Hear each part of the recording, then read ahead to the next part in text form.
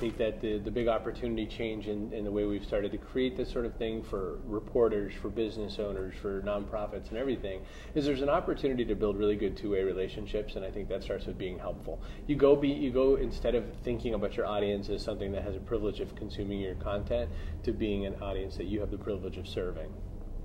Very good. Wow, I couldn't have said it better. For me, it's really making a difference. That's my big push, is teaching the everyday person how to make a difference.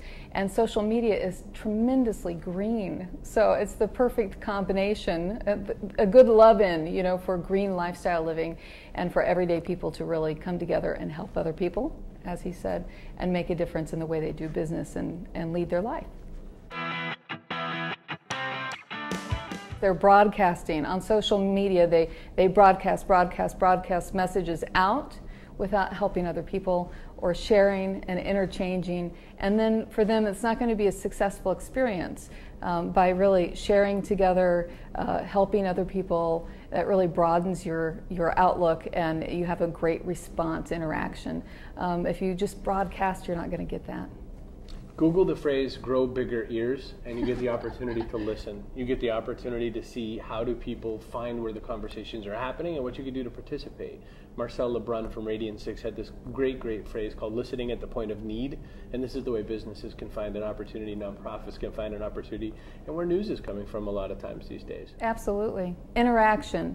And it brings a lot of people who have been running their business, you know, elitist, realize that connecting with other people is the most important thing to bring success.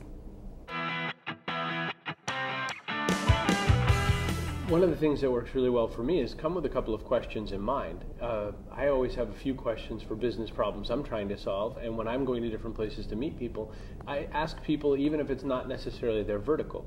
I happened to be sitting next to a woman on the plane today whose job was property management for large resorts. I had lots of great questions for her. It was customer service, it was all these great things, and I think that coming with some interesting questions really helps things.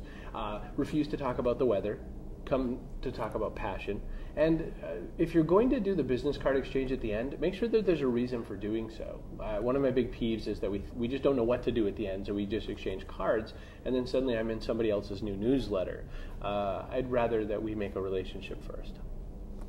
I agree about the business card aspect as well. It used to be networking meant throwing cards at each other, meant, you know, just showing up and saying a quick hello and leaving.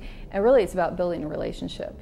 So I know it's difficult to build a relationship in 5 or 10 minutes when you're trying to circulate around a room. But there is a way. I mean, if you can really find something similar that you can connect with another person, then you're going to walk away really remembering them.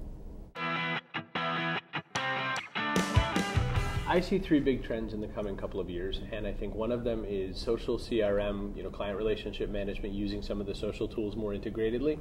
I see mobile coming up even bigger and bigger because of not just location-based services like GoWalla or Foursquare, but because we're doing a lot more with our devices, and mobile computing has changed. Things like the iPad have come out and have really changed how we're looking at these devices. We've gone from a few-inch phone to a 10-inch tablet. The third is, I think, more private communities. So I don't know what the next big Twitter is, because I think at the same time this has shown us this sort of big commons, we've come up with some more private spaces where we can have like-minded conversations.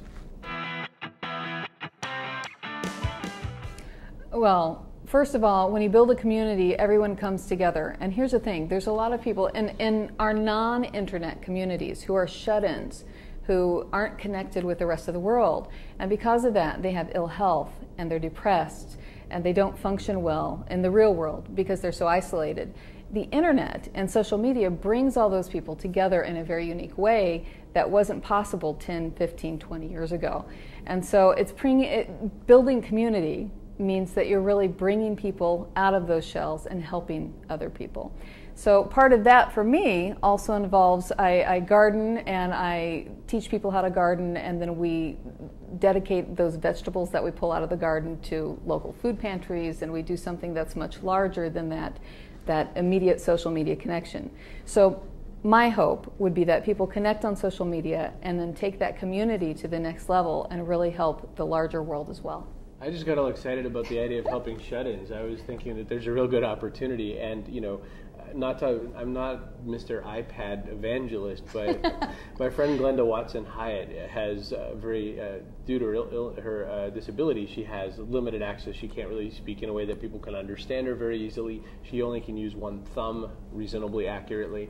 And she went from having a $4,000 piece of equipment that would help her communicate with people to a $500 iPad. And so now there's a lot of opportunities. There's a 90-something-year-old woman who it's her first device, and she typed out this little limerick about it. And so I think that there's all these new opportunities. I don't think technology solves everything, but there's just a lot of opportunities that we can do what we couldn't before.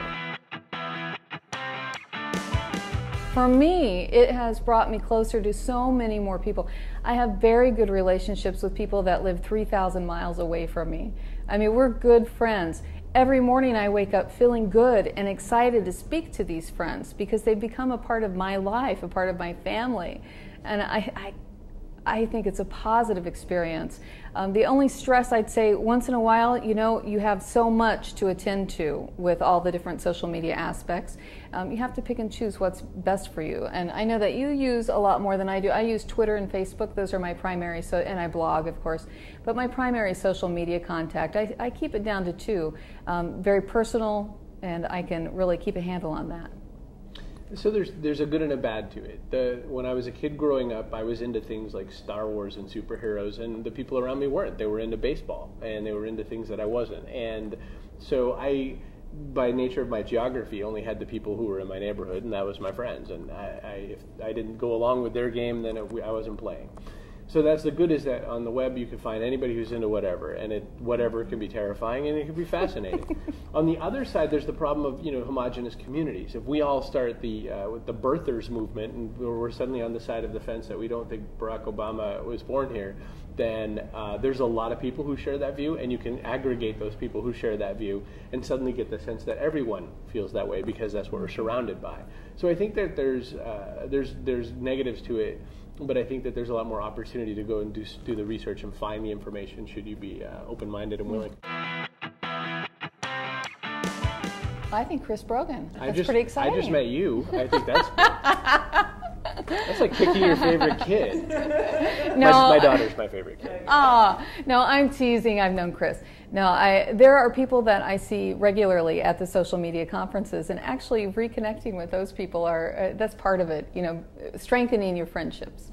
My answer is I love to find small businesses who are doing something interesting with these new tools. I think that going from the world of you can only place an ad into the world of using all the different ways to make a contact is really fascinating. And it's interesting being here, especially because just knowing how much you've innovated even inside the local media, it's fascinating to see where those new synergies will happen, to use a buzzword.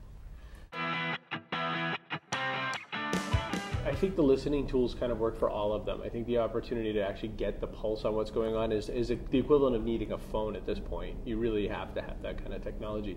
I think that beyond that, it starts to span into what kind of business. If you're a lawn care service business, then you do need to show up in things like Google, because if you've just moved to Lawrence and you need a new lawn care person, you may or may not check the yellow pages, but you're definitely going to put it into Google and see what's out there. So I think you need some web presence, and you need some at least basic website. Beyond that, does everyone have to be on Twitter? No. Facebook? No.